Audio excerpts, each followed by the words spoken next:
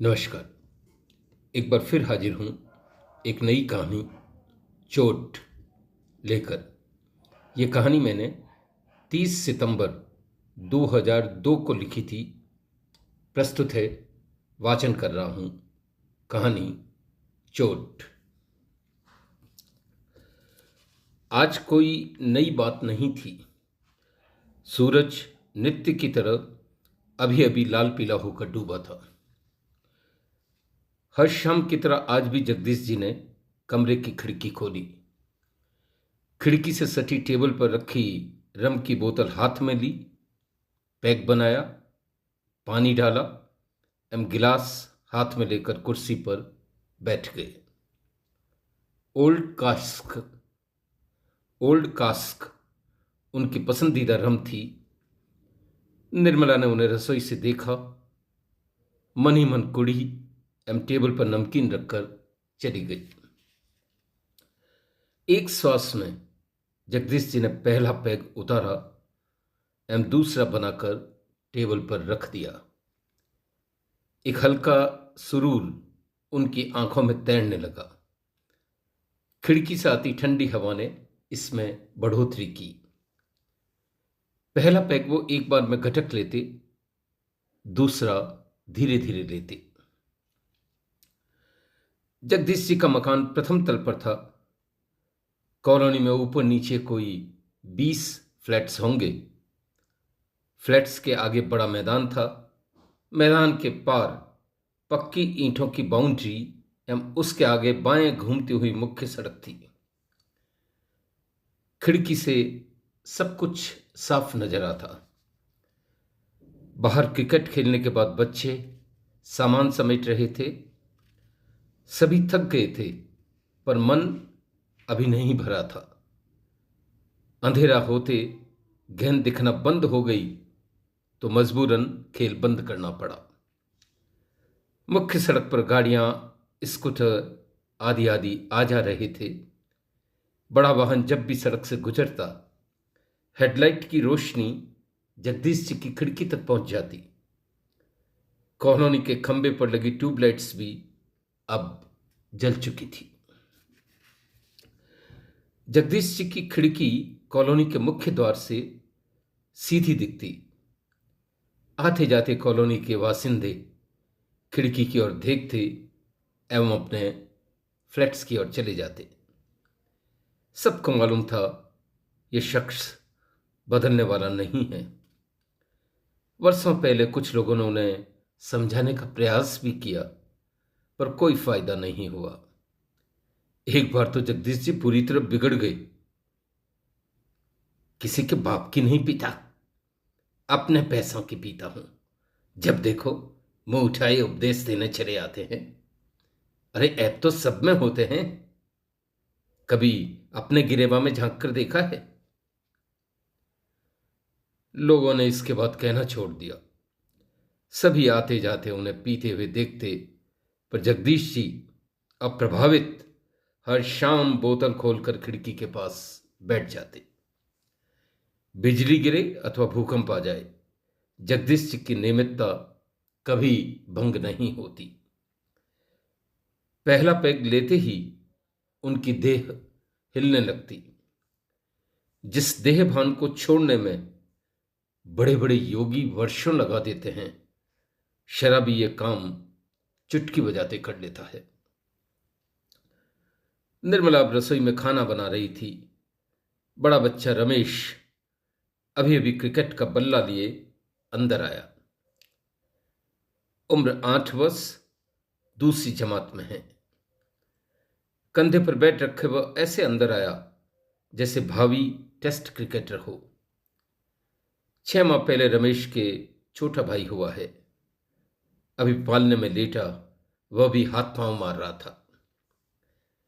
पति के स्वभाव के चलते निर्मला नहीं चाहती थी कि दूसरा बच्चा हो, पर जन्म मरण पर किसका बस है। यह भी होना था सो हो गया। शादी के 2 वर्ष बाद न जाने किस कलमुहे ने जगदीश जी को शराब चखाई। बस तभी से शराब के होके रह गए। निर्मला ने शराब छुड़ाने की पूरी कोशिश की, क्या क्या नहीं किया। प्यार से समझाया, रमेश की दुहाई दी, बड़े बुजुर्गों से कहलवाया, पर शराबी से भी कभी शराब छूटी है। धीरे धीरे वह भी अभ्यस्त हो गई। हर दिन दिल दुखाने से अच्छा है दुख को स्वीकार कर लिया जाए। जाएं तो जाएं कहां, कमाओ होती तो कुछ सोचती भी, पर अब तो नियति स्वीकारने के अतिरिक्त विकल्प ही क्या था। इस बुरी आदत को छोड़ दें तो जगदीश जी में कई गुण भी थे। एमबीए तक शिक्षित थे, वे कुशल बैंक अधिकारी एवं ईमानदार तो थे ही, अच्छे वक्ता भी थे।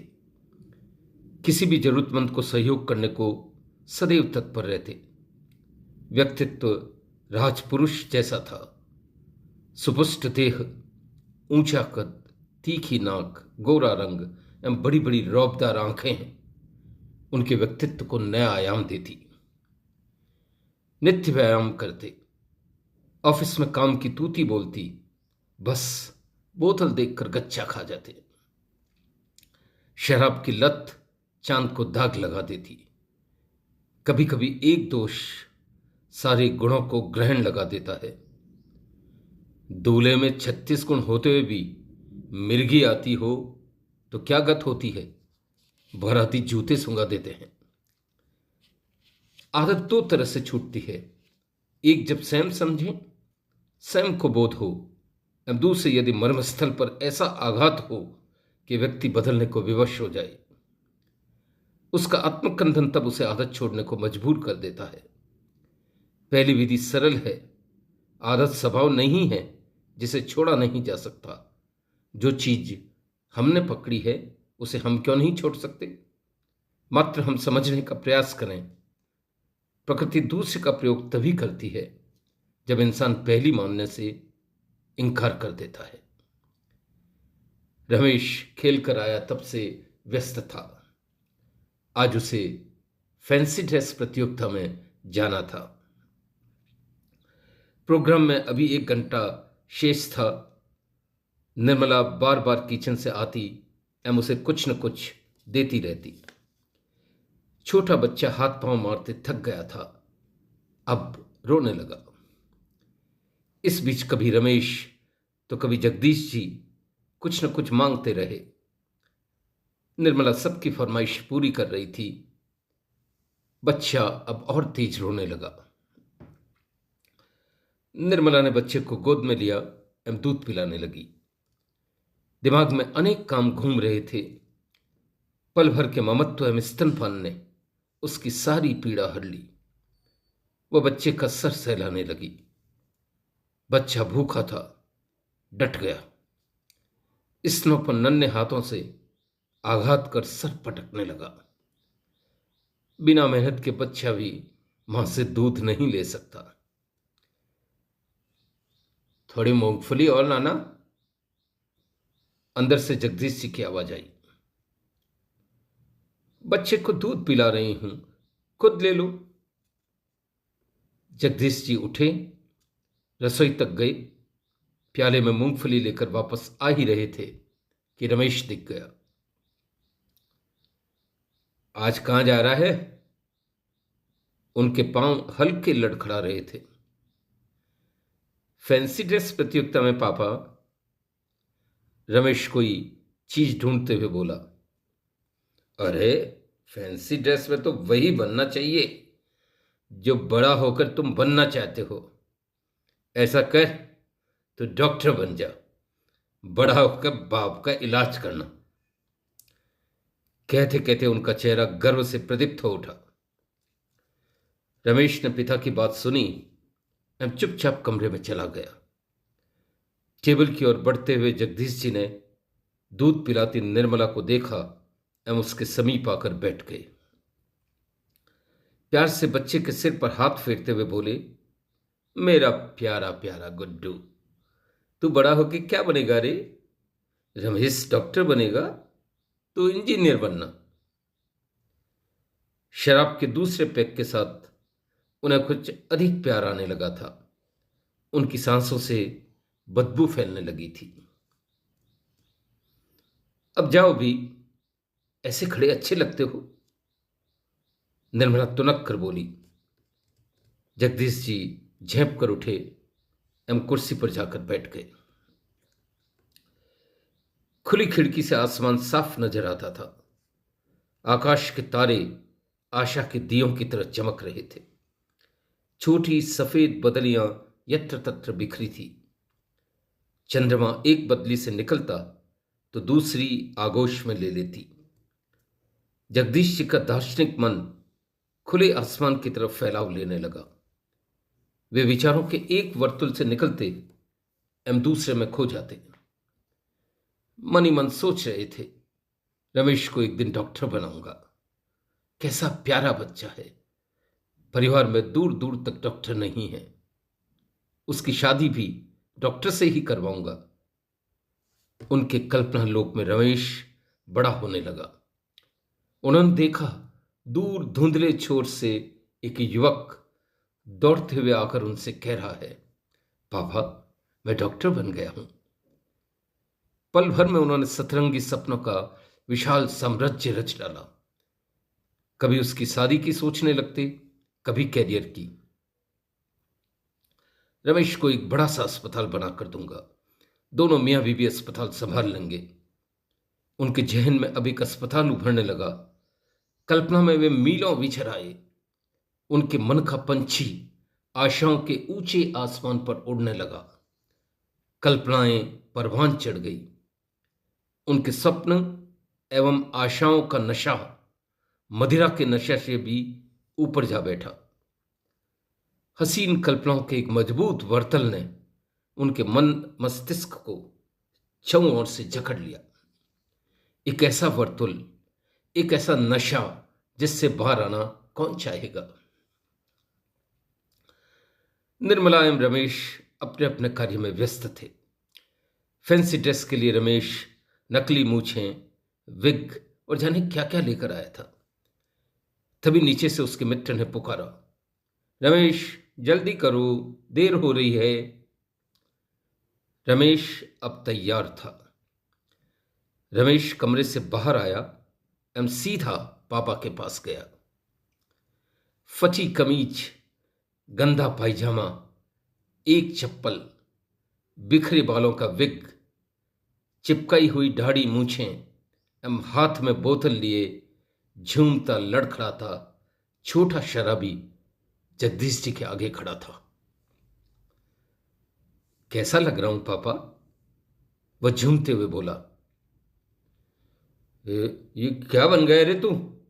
जगदीश जी की आंखें और फैल गई। शराबी पापा, मुझे शराबी बनना अच्छा लगता है। बड़ा होकर मैं भी आपकी तरह शराबी बनूंगा। रमेश सहज भाव से बोला। जगदीश जी के पांव तले जमीन सरक गई। धमनियों में रक्त की गति थम गई। हृदय और आत्मा एक गहरी चोट खा गए। उनका स्वप्न संसार पल भर में बिखर गया। वे गुस्से में तमतमाकर उठे एवं पूरी ताकत से बोतल सामने की दीवार पर दे मारी। बोतल चूर चूर होकर बिखर गई। रमेश घबराकर अंदर भाग गया। निर्मला बदहवास कांच के टुकड़े समेटने लगी। जगदीश जी अब भी गुस्से में बड़बड़ा रहे थे। शराबी बनेगा साला, बाप का नाम रोशन करेगा। ये लोहार के हथौड़े वाली चोट थी। उनका नशा काफूर हो गया। उनके भीतर अब एक नए इंसान का जन्म हो चुका था। जिस आदत को छुड़ाने में सारी दुनिया हार गई, बच्चे के खेल ने जीत ली। उस दिन के बाद वह खिड़की कभी खुली नजर नहीं आई। धन्यवाद मित्रों, यही थी कहानी।